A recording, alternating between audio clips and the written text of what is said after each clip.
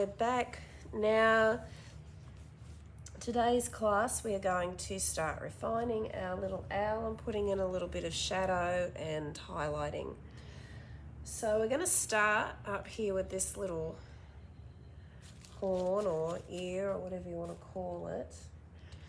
So what I'm going to put in there, I think, will be some grey, because it's kind of supposed to be like it's in shadow. It's not supposed to be totally black or anything. So we're just going to take a little bit of black and white. Paintbrush. Am I in focus? Am I not?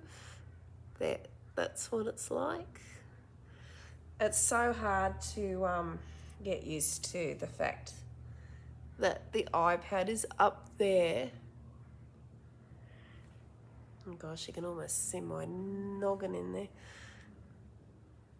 And I need to sort of look up to see where I am with it, but that's okay. It's all right, I'll try not to get my noggin in the way too much. So we're looking to try and get this little dude finished today, hopefully. I do keep breaking my videos down into like half-hour to 15-minute lots because it's just a lot easier when you're uploading if your videos are shorter. I've found that's true for my area. I have had quite some difficulty with uploading. Now I'm going to go in with a little bit of black. And you want just a thin...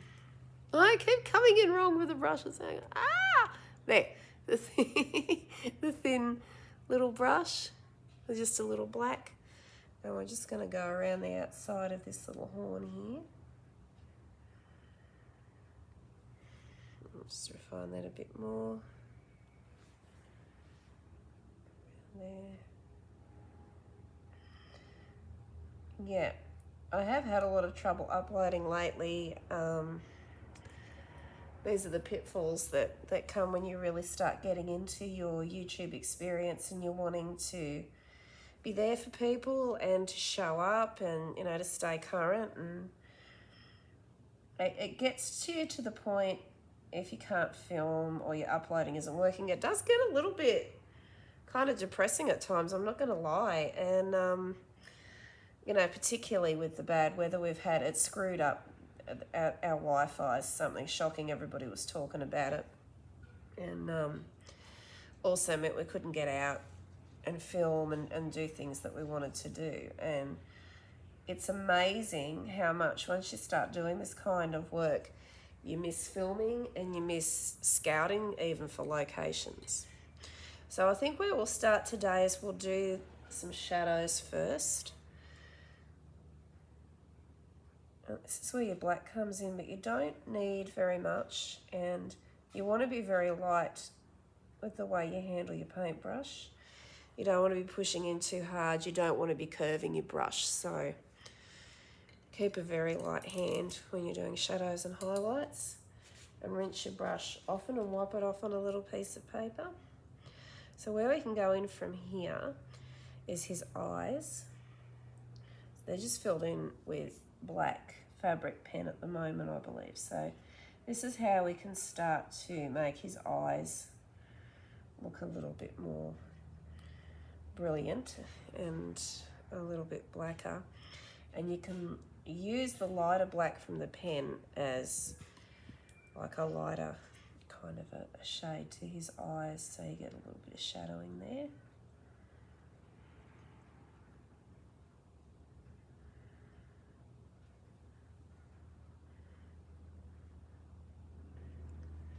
So, as many of you know, if you have been following me right from the beginning, I have only recently started doing YouTube. I have been a member of YouTube for a very long time, and I did think of doing YouTube years ago, but I don't think I was quite ready mentally back then. I wasn't kind of prepared. But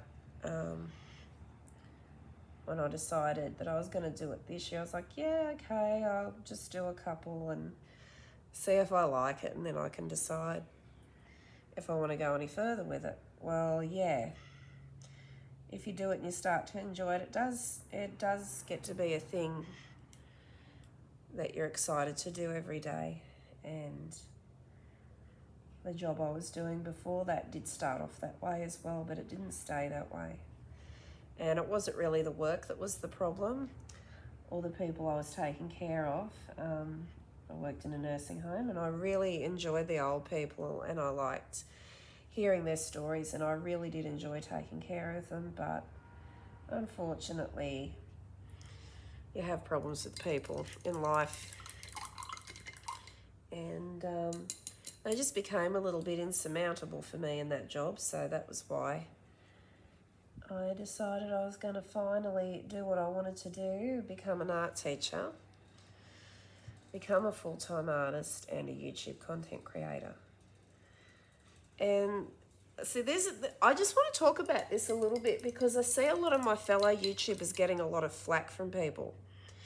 And I think it's just the fact that the average person doesn't understand that our videos don't just happen, that there's a lot of work goes into them. There's a lot of, for some of us, sleepless nights. There's a lot of traveling and expense. So you have to realise that we have problems with uploading. We have problems with locations. So I would just ask people to be kind to everybody who does content for YouTube.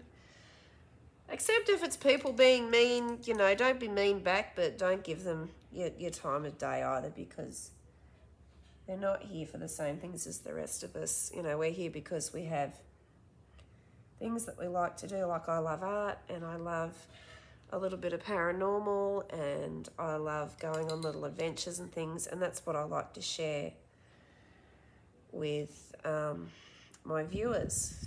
So I would encourage anybody who wants to do YouTube, please try and always keep it positive, because it's just a better scene for you. It makes you more likeable and more watchable, and it just makes the place a lot more positive all around. Okay, so now we're going to draw a little thin line so that we can differentiate between the top and the bottom beak. And you can have a lot of fun with this because it's the little pieces like this where you are giving them a mouth or a nose or a quirky eyebrow that gives them their personality. So I kind of want my owl to look a little bit wise, but also cynical, I think. Because you have to think, like, owls are like the wisest creatures around, and I'm sure they look at us with their eyebrows. You know, like Dwayne "The Rock" Johnson, the eyebrow. That's how I imagine owls and things looking at humans at times, like, oh my goodness. Are they really, you know, did they really just do that? I want mine to look just a little bit cynical, but also friendly and wise. So then we can follow along here and give him a nice little bit of a light source on his beak. And when you're doing a light source, you want to always remember which side your light is coming from. So in this case, it's coming from this side. So all your light highlights are going to be coming from that side. Otherwise, if you've got them coming from all different sides, it's not going to make a whole heap of sense.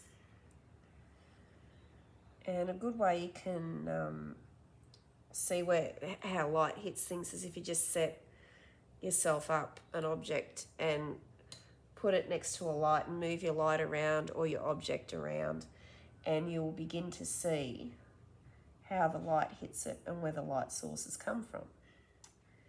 So that's a good way to sort of begin to understand how light hits things and how you can make your creations look a little bit more realistic, even if it's something in like a tattoo style like this or a hyper realistic style. It's totally up to you.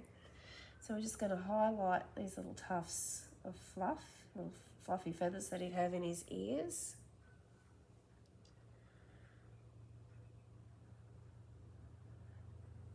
But yeah, back to the YouTube, the people you see on YouTube. You know, everybody works so hard, so please always be kind to everybody. And if there's somebody who's on and you don't like what they're doing or you don't really gel with them, don't be mean. You know, don't be cruel to them. Just scroll on by. You don't have to watch their stuff. You don't have to watch my stuff. I'd love it if everybody was watching my stuff, but sometimes it's just not how it goes. And I'm not everybody's cup of tea, I'm sure. It's just like not everybody I meet is mine, and that's okay. All right.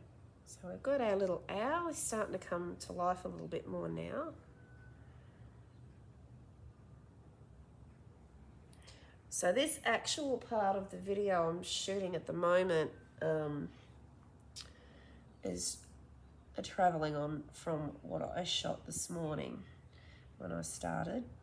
And it got very hot here in the middle of the day. We're getting our typical Australian weather now, as I mentioned earlier.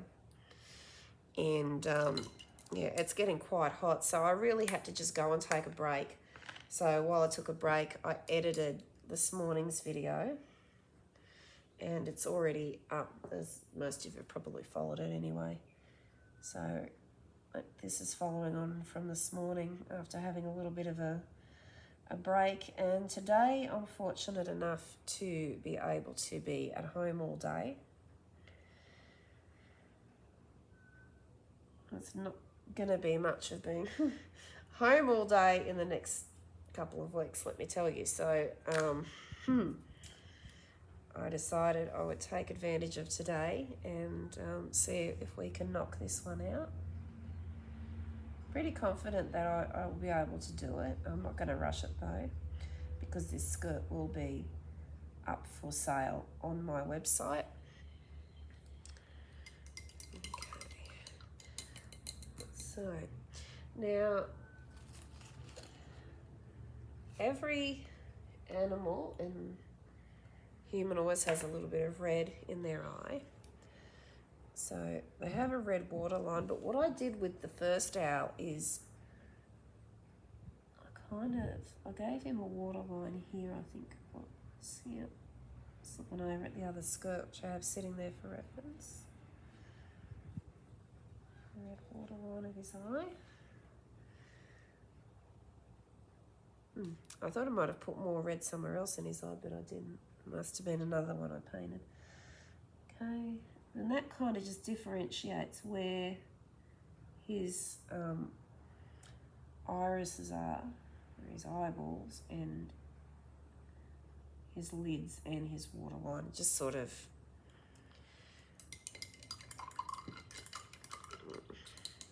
what do I want to just say about that? It just sort of segments it all out so you can see which is which. And I think I want to make that yellow on his eyes a little bit lighter, and you can totally do that as long as you haven't gone too dark underneath. So all I'm doing really when I'm mixing these paints too is just adding a little bit of white. I might just drop an extra video in when I have 5 minutes too on how to just mix colours and, you know, what works and what doesn't, because I forget that a lot of people don't know that you haven't grown up painting since you were knee-high to a grasshopper like I did. So this was the thing, I always did art with my mum right from the word go, and I'm just used to mixing colours and painting things. As I've said before, Mum is an artist as well. If you want to go check out Mum's artwork, please do. She is at Tony Artist on Instagram, and her artwork is amazing. She has her paintings on there, and she also has her digital art photo edits that she has won a few features for with some of the different hubs on Instagram. So if you want to go and check Mum's art out, please do so. I know she'd be very chuffed, and it would mean the world to me if you guys would do that, because I know she'd love it. Okay, so you can see how he is now starting to, you know, come to life a little bit.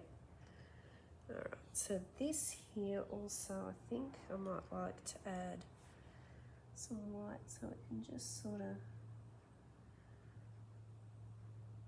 refine this a little bit more.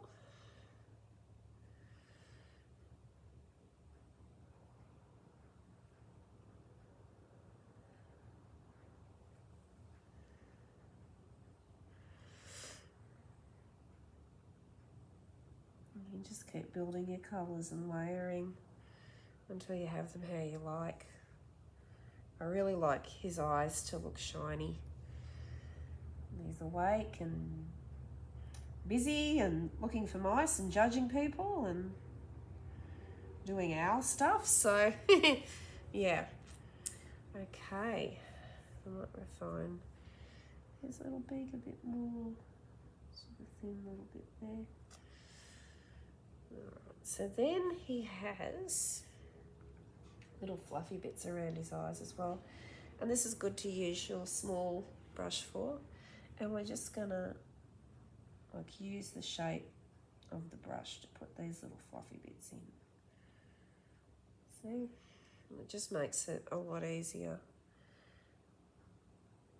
to put little things like this in and have them refined and standing out and sort of being in the correct shape for feathers or whatever it is you're trying to achieve.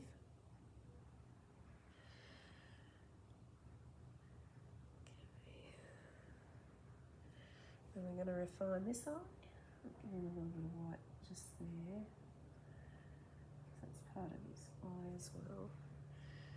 Now we can put, I think a little shine there too might be nice. Oh, he's so cute. So you can probably guess that when the original painting didn't, like the original skirt didn't sell, and it was just so happened to be my size, I wasn't too upset about it really. That happens to me a lot. I'll get a few jackets or whatever home from the op shops and stuff and I'll get there with these great ideas. Yep, I'm going to do this, and okay, now I'm going to mix up a little bit of lighter green. Give him some feathers in the light green part of his little cheeks there under his eye. And I'll be like, yeah, I'm going to do this. This is going in the shop. Yep, this is great. Okay, wonderful. And then before I know it, I'm like, I'm looking at it and I'm like, wow. I don't know if I can sell this one. I might just have to keep this for me and paint another one. That's happened with a few things. I have another owl design I did on a jacket, and I liked it so much I kept it and I painted a whole other jacket so I could have one to keep, one to sell. And I did it with a dolphin jacket too. I had this awesome dip dye ombre denim jacket. I've never seen anything like it, and I also found it at an op shop, and I think I knew as soon as I picked it up that I was not going to be selling it. And I did a paint and sip party there one night, and one of the girls was like, oh, look at the jacket. And I was like, well, that's mine, but I can always paint you one. So yeah, she ended up with one too, which was really, really, really cool. Okay, so now what I'm thinking, we're getting down to these bits here that are gonna need a darker blue. So I'm sure I had some dark phthalo blue there somewhere that I already had mixed up, hopefully. Just talk amongst yourselves. Oh, that's black. Okay, I am back with the blue paint, and as I start to shade this in, I just want to talk a little about the paints that you do actually use for fabric painting. I don't think I've covered that before. You must use your fabric medium mixed with your acrylic paint or a pre-mixed fabric paint set, because if you don't, it will come off. I had to learn that the hard way. With a pair of jeans I was painting, and it was lucky that the jeans ended up belonging to me, as the lady I was doing the original pair for needed a smaller size, so I got to keep those. And I got the stupid idea in my head, because I'd dropped paint on some of my clothes in the past and it didn't wash out, that you didn't really need the fabric paint. It was just ordinary acrylic paint. I'd gotten it everywhere and it would not wash out for love or for money. So I thought, well, do I really need to put the fabric paint in? So I finished the jeans off with just ordinary acrylic, and yep, you guessed it, it decided it wanted to wash out. And it made quite a mess of the jeans. I was lucky that it was only around the bottom hems. But yeah, you really do need to be using the correct mediums when you're painting. So always use your fabric medium or your fabric paints that you can buy pre-made, or you may have a disaster like I did. Fortunately, I was able to fix it, and fortunately it didn't end up being for a client, but yeah, it was still disappointing, and it still took a bit of work to fix it and get the jeans to look the way they should again. So always just be mindful of that. Okay, so we're just gonna keep going in with the slightly darker blue, just to make the little feathers that sit against what all the birds have underneath the feathers, which is called the down. If you have a look at some photographs of birds, particularly fluffy little ones like owls, they have down under the feathers. So you have that little bit of a shadow under the feather, and that's what we're doing now with this slightly darker blue. Okay, so I'm just zooming out so you can see how he's coming together. I think you guys are starting to get the idea of what I'm doing with this. So I'm just going to go ahead and put a little music on and just continue to paint. There may be little stops in between where I show you that I've made a different colour of paint or a lighter shade, and you'll see as I paint what I'm doing with that. So let's put some music on and just relax for a while, and thank you all again so much for joining me here for this class.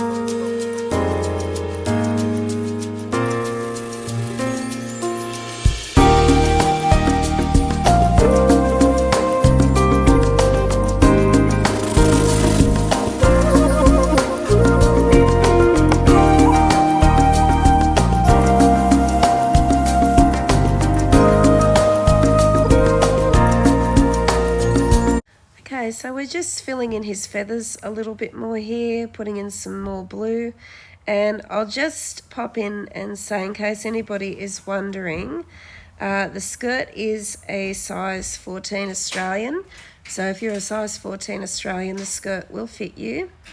I believe that's like a 16 to a large to extra large in European and US sizes, and I do ship internationally. So what we're doing here is just refining the colour in the feathers a little more, and we are going to be adding just a little bit more black shading to the shading that was already put on when I did the first drawing of the owl. And I can't remember if I mentioned it before or not, so forgive me if I'm repeating myself. But when you draw your designs on with your fabric pens or whatever it is you use, always put your black shading in first as you are doing your sketch or your drawing, so you can see where the shading goes when you go to fill in your paint and you put your colour on, etc. and it just makes it a little bit easier to get those nice dark shadows in there. Helps you differentiate where you need to put your lighter tones, and just makes it easier overall.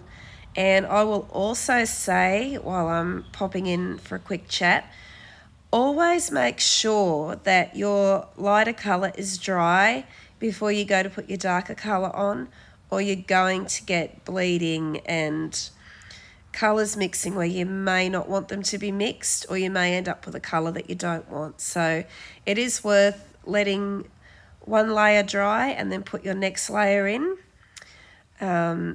If you are in a hurry or you're very overexcited and you can't wait to keep going with your design, I would recommend using a hairdryer or a heat gun on a low setting and move it continuously over your design, or your paint will bubble. That does happen, and it will dry fairly quickly. But yeah, always make sure that your paint is 101% dry in between your layers, so that you don't get any muddying or bleeding or colours mixing that you don't want. Okay, on with the music.